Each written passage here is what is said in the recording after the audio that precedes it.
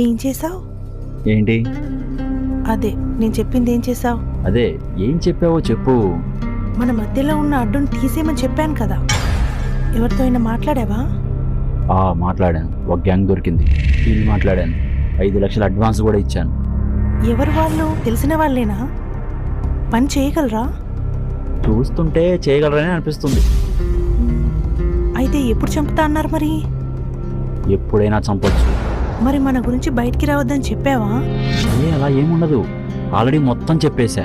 No problem, any time చంపేయచ్చు. అంత పక్కగా జరిగిపోతుంది.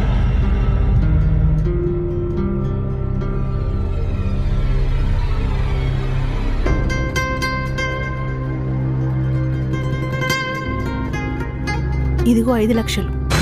పని ఎంత తొందరగా వీలైతే అంత తొందరగా చేయమని చెప్పు, సరేనా?